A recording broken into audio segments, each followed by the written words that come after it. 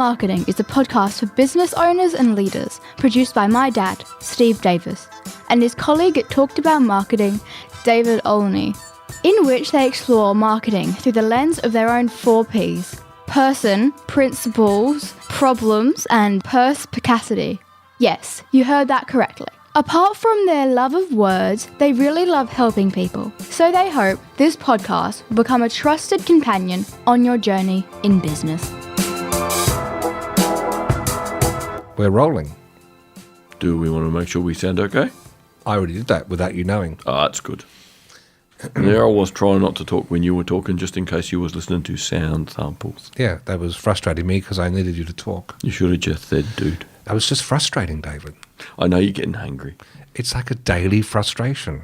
The daily frustration. There is a name for an episode. Let's call that episode Dealing with Daily Frustrations. Perfect answer.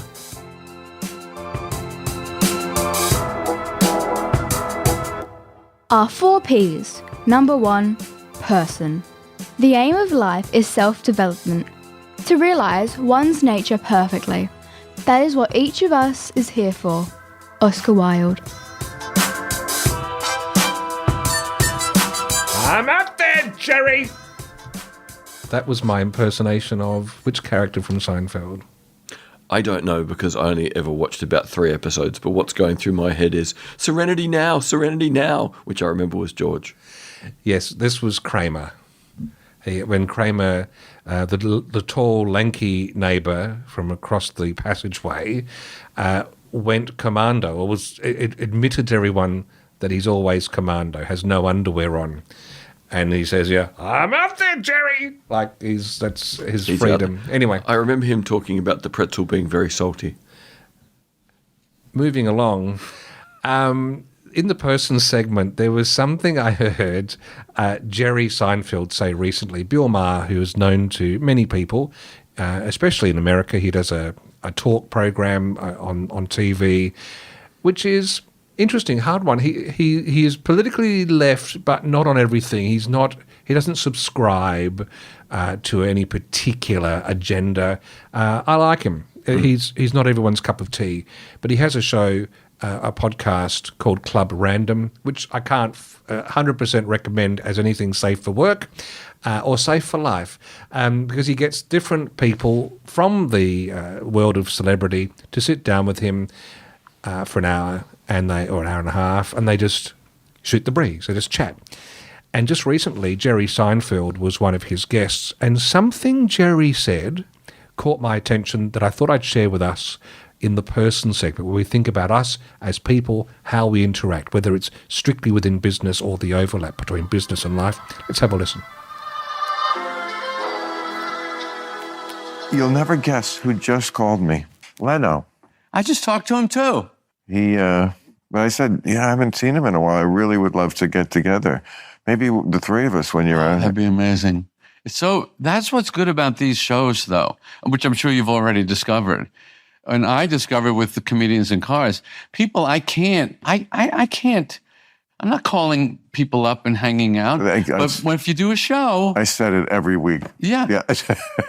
Include both people who I know, like you, who are like, exactly, why are we here? Yeah. Because we're forced to, we're not. It's just this crazy force of thing that makes us, we don't need the money, you don't need the promotion, although we'll certainly do what we can. Thank you. But the other thing is, I don't know how you feel. I think you might be a little different this way, but I don't like to be around people not working.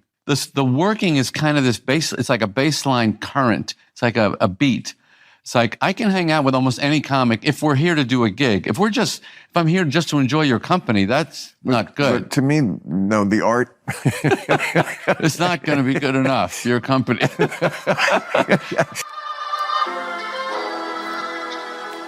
You probably understand why my ears pricked up when he said that, because here's a guy who said, Bill, I like you, but I wouldn't just come around to hang out. I'm here because we've got the formal structure of an interview, and that's how I've lived my life. The Adelaide show, into its almost 11, finished 11 years. Actually, no, we just turned 11.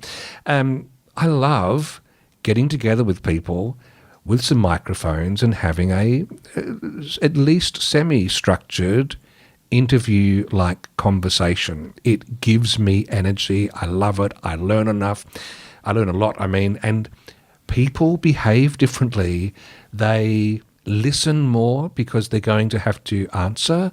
And I feel like it's a wonderful enterprise that humans can be involved in. So I'll just put a full stop in that for now before we turn this around, particularly from a small business or a business person's perspective. What's your reflection on this, David? First thing is, no wonder you liked the line, because one of the first things I ever remember you saying to me when we recorded a podcast a lot of years ago is, "Oh, I just love it when there's a microphone in front of me. I can keep talking." And you were kind of joking that it's about just liking the sound of your own voice. But I think you just gave a much better answer about really what is the driving factor.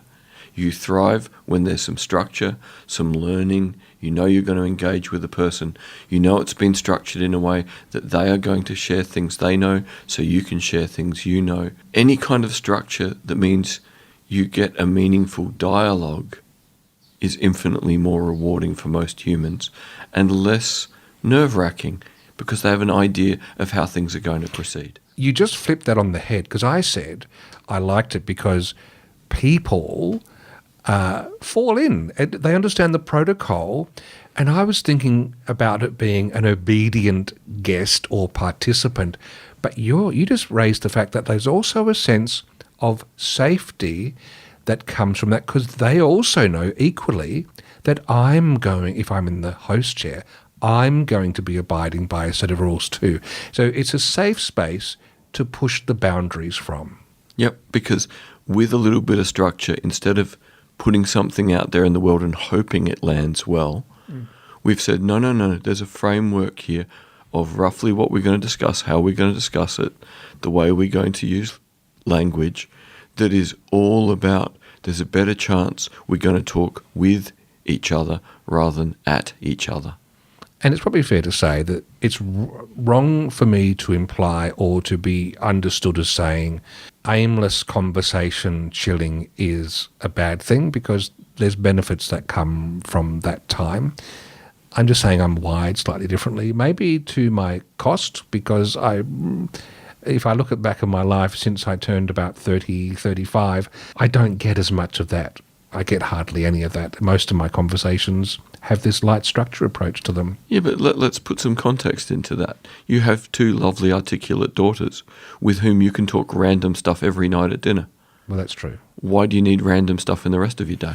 Yeah, well, good point. But if we expand that now from someone listening who's running a small business or they're in a business management leadership position, I think there's something to be gathered here from just this awareness of even the lightest structure giving some sort of purpose to a conversation. When we were talking earlier about this, David, you said something really poignant. You said about having a mindfulness about the purpose of a conversation would just make any interaction with a customer query better than it could have been. Because at the end of the day, if someone has contacted you, it's because they've got something that they are thinking about that they think you might be able to help with.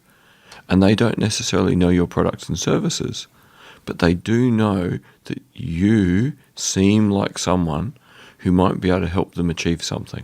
But it's up to you as the person providing products and services to help them start to talk about the disorganized things going on in their head. All they know is they want an outcome. They may have no clue how to get to that outcome. That's where you fit in as the expert at something. That they're almost on the verge of concluding, this person can help me.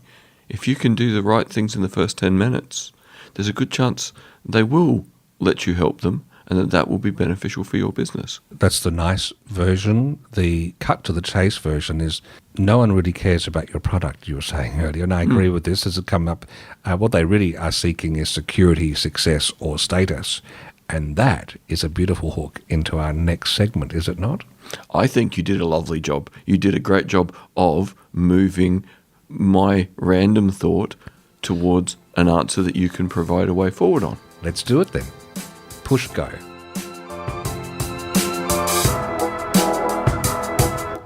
Our 4 Ps. Number 2, principles. You can never be overdressed, or overeducated. Oscar Wilde.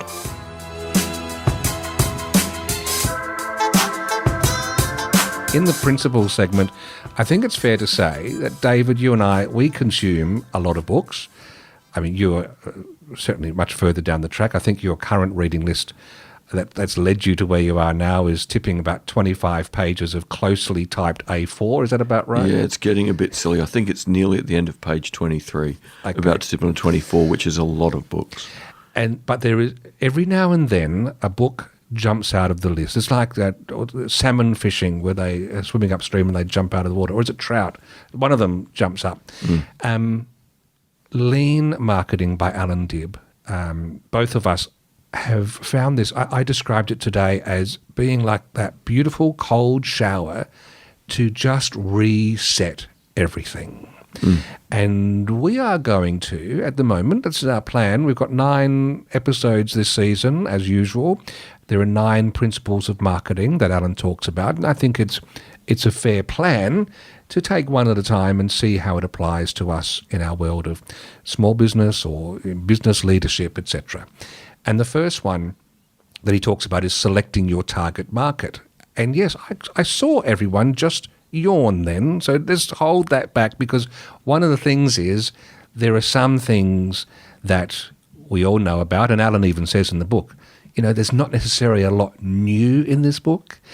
It's just bringing us back to the basics strongly and putting them into context. And a couple of things that I want to throw into the hopper for us to talk around that jumped out at both of us. An inch wide and a mile deep, which is not my Tinder profile. It's a classic comment that he's made in this chat. And also, are you selling vitamins or are you selling painkillers? One of them leads more to the bank. Let's just toss these around, and it will help tease out some of the value of reading this book, which we recommend.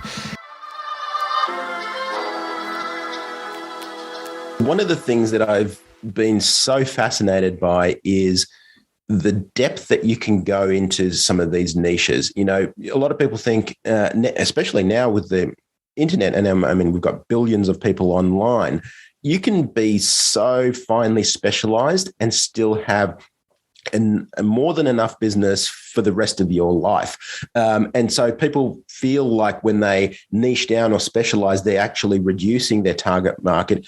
In fact, what you want to be in is a niche that's an inch wide and a mile deep.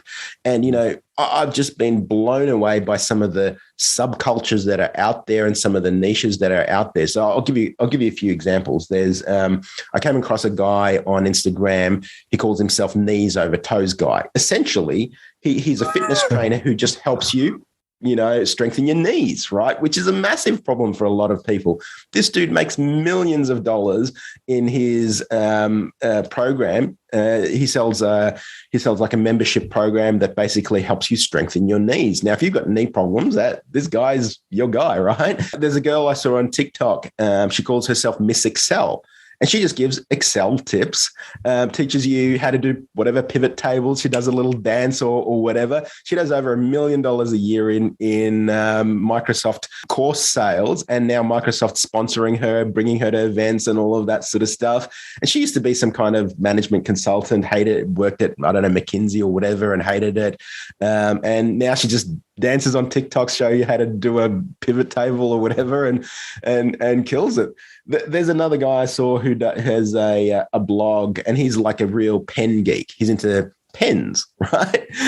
He reviews the latest pens. There's a million different pens, and he has affiliate links. Again, he makes an incredible living from that. So it's highly likely, no matter how specialized or how geeky you are in a particular subculture, there's enough people out there that will pay you to do what you want, to pay you to do what you do, that you can make a really good living out of it.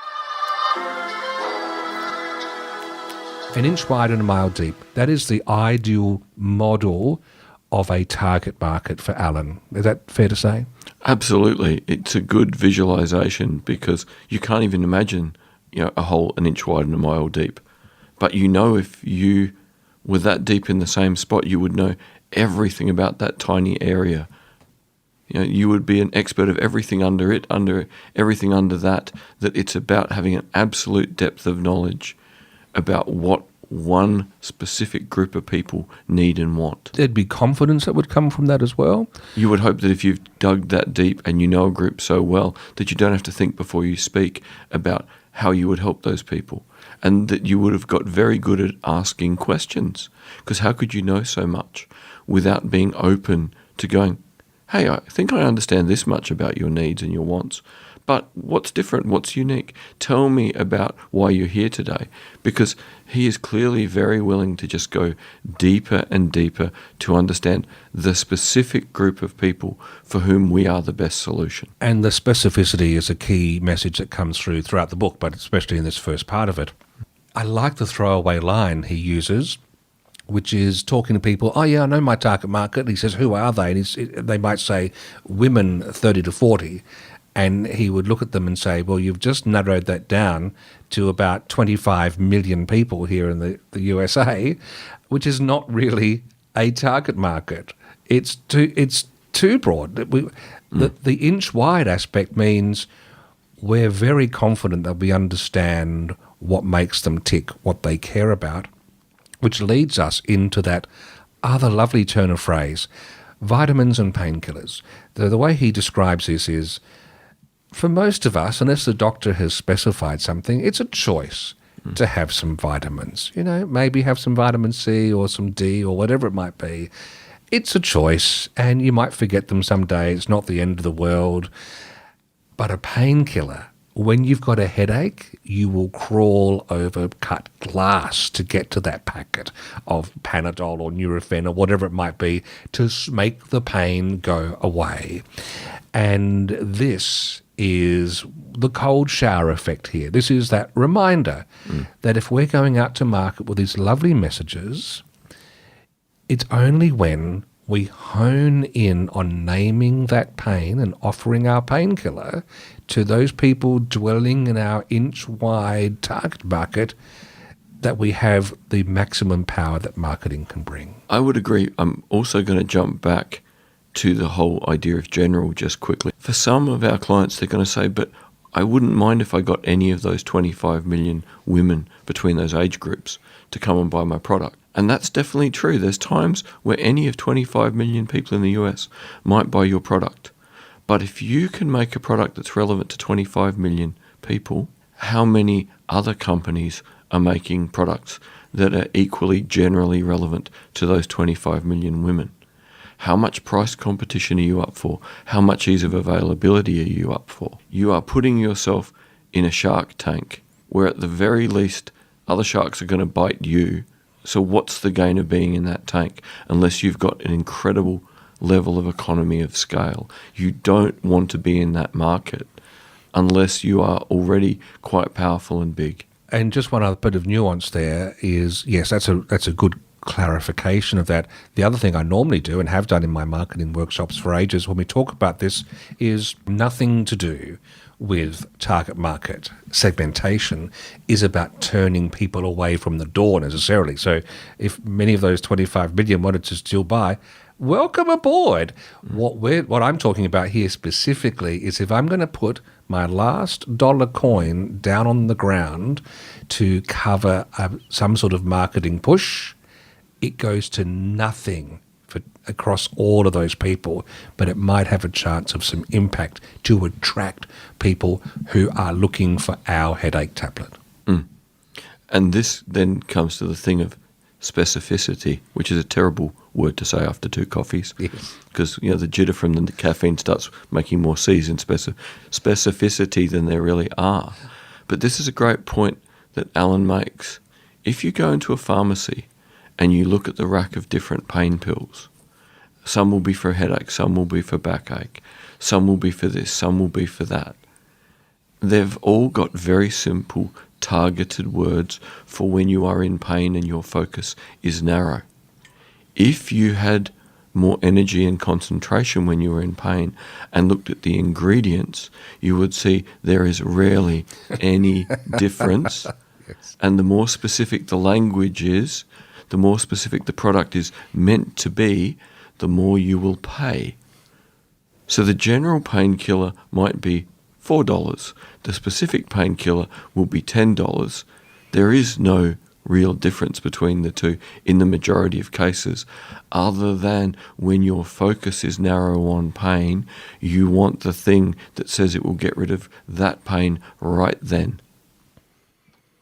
So specificity and pain go together, and you are crazy to not understand your market and how to put your product out there in terms of specificity and pain.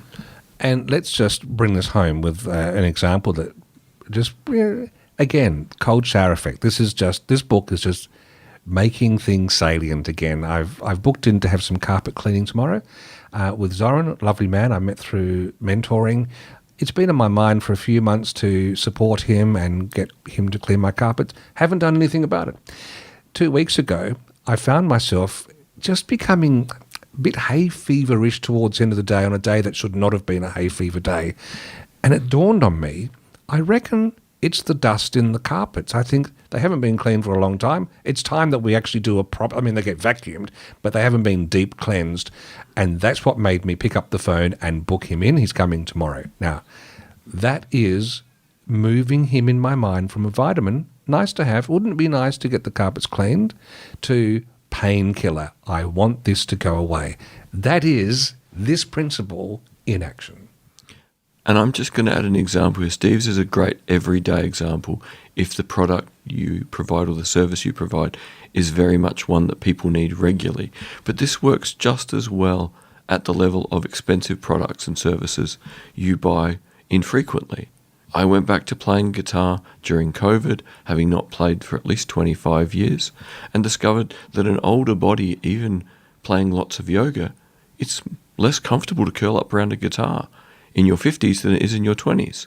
And in my 20s, there was no such thing as ergonomic instruments. Now there are. And I didn't think about it because I wasn't familiar. But in 2 purchases alone in the last 6 months, I've spent $8,000 all up to get 2 ergonomic guitars. And guess what? I can now sit for 3 hours on a Sunday afternoon when I have time and play without any pain. I solved that problem because of pain. Not because I really desired this brand or this model because it sounds better, sounds different. It does sound better and it does sound different. But what made me pull the trigger not just once on a $4,000 instrument, but twice, was the pain message. That's music to my ears. Our 4 Ps. Number 3, problems. I asked the question for the best reason possible. Simple curiosity. Oscar Wilde. Turning to problems now, and we look into the mailbag. Sometimes they're questions you've sent in. Sometimes they're the things that have come through. And you know that I detest the spammy cold calling world. And here's a great example of where it's just, this is the rudeness that these spammers have embraced now. Out of the blue, they demand your attention to set up a 15-minute meeting. I've not asked for it. Then I get this. I'm reading directly from an email sent to me by Lucas Lankajiga from Sandbox Motion, and he says, "Now is the time for you to block me. You've received 3 emails and you've still not replied." This guy is not taking the hint. You must think that I suck at my job. Correct. They do say, David, that often in sales, get people to nod and agree with you. This is not using not that the way it's optimally. meant No. to be used. If I can't even get you to reply, how should I be able to generate leads for your business? The truth is, we send out 6,000 emails every day. That's 180,000 plus a month. And we only need a fraction of those to turn into actual clients for it to be worth it for both you and us. Well, that's repulsive. It's simply a numbers game, he says. Can I send over more information on how we do the same for you? Remember, we work on a strict no cure, no pay basis. David, did that warm the cockles of your heart? Oh, it's so spectacularly bad and frustrating that we still have horrendous outbound marketing like this in 2024, and that the only sentence that might have made me care the final sentence about you don't pay unless you get results was at the end. So not only are these in crass, old school marketing mechanisms that don't work, they're also too stupid to write an email that has the only important line at the beginning. Lucas, I don't know where you studied marketing, mate, but get your money back. I thought you were about to do a Donald Trump on us and say, Lucas, you're fired. I'm just going to quickly ask ChatGPT, can you assess the likely efficacy of this cold call email? And now I'm going to paste that in. Let's have a look and see what ChatGPT says. Strengths, it has an intention-grabbing subject line. Now's the time for you to block me. Direct approach, it cuts to the chase. Transparency, the honesty in admitting the email is part of a large-scale campaign could resonate with some people. No cure, no pay, that could be compelling. Weaknesses, negative tone, it begins with a negative assumption, you must think I suck. Guilt tripping, the tone implies the recipient's at fault. Impersonal, while the honesty about mass emailing is transparent, it highlights the email as part of a broad campaign. Lack of value proposition, it focuses heavily on the sender's challenge, not on yours. Yep. Risk of being ignored, the tone and approach might make some recipients feel uncomfortable or disrespected, or use as an example in their marketing podcast. I did put that bit in. Suggestions for improvement, find a new job. No, shift to a positive tone, personalize the message, clarify the value proposition, a soft call to action. And they've actually rewritten it. Here you go. Subject, unlock lead generation success with a risk-free offer. Dear recipient's name, I understand how busy you are and I wanted to reach out one last time to see if our lead generation service might be a fit for your business. We've helped businesses like yours connect with thousands of potential clients every month, and we're confident we can do the same for you. The best part, we work on a strict no cure, no pay basis, so there's absolutely no risk for you to try us out. Could I send you more information on how we could support your growth? Looking forward to your thoughts. I find that fascinating that its rewrite of the email is still the wrong way around. So it's interesting that because it's coming from a large language model, yes, and it's learning from how badly most marketing emails are written, that it's still writing them as badly as Lucas. The tone's better, yes, but the why would I care factor of bottom line up front just isn't happening. I think at the end of the day, it's just the wrong game to be in. These are people peddling a really old-fashioned method of brute force, interruption, marketing, pure numbers game, and they lose any credibility with me in the first instance. And secondly, I wouldn't want my business associated with operators like these. We're recording this in the middle of August 2024, and in less than a month, all of us on Apple devices are going to get access to Apple AI that is going to learn by reading our emails what we think of things, who we respond to, what we ignore, and it supposedly from day one is going to be sorting our email, and this email is going to immediately go in the why would I ever show it to Steve bundle. So this form of marketing is about to get hit with AI going, oh, even I could do better than this. Yuck. Let's grab a snack, sit down together and watch the entertainment.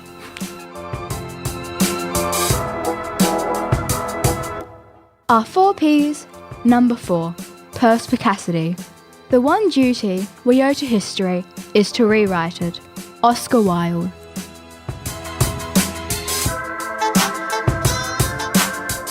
As I alluded to, let's sit down, let's get a snack, let's watch some entertainment using our stable tables, David, because in the perspicacity segment, we want to look at the old ads that used to run, and the whole idea of the old stable table to see how relevant they would be today. Now, in case there is a YouTube video of a 1993 ad for stable tables, which you can see on the show notes on our website. But in essence, you might remember they were an anemic fawn, light brown fawn, plastic rectangular table with a moat built around the edge with a lip. And they had a cloth pillow underbelly that was filled with beanbag beans. So you could sit in front of the telly and place your TV dinner on top without it spilling. One thing that's hilarious, let's have a listen to the ad first. It's a breakfast table, a card table, a sewing table, a pool table, a dining table, a veg table, a maths table, a kitchen table. It's the stable table with a non-slip surface and lots of different colours. Stable table for a stable $16. Wow, that is a big list. They're just hitting us with all the different places or usage occasions for this. The non-stick top, though, we've still got 2 of these in our household, exactly like in the ad, and it's got that lovely tall glass. They tilt it, and it does not move. That is false. That is misleading advertising. That would be over your lap in a jiffy. Yep, and it would very much make you believe the only benefit of the stable table is the hot or cold beverage lands on the expensive couch rather than on you. Yes. So, stable tables. I had a quick look online. It doesn't look like you're able to buy these stable tables anymore.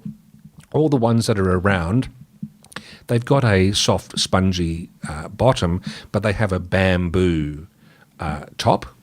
And so I guess that's just the modern way, although no moat, which is interesting, which means that food can...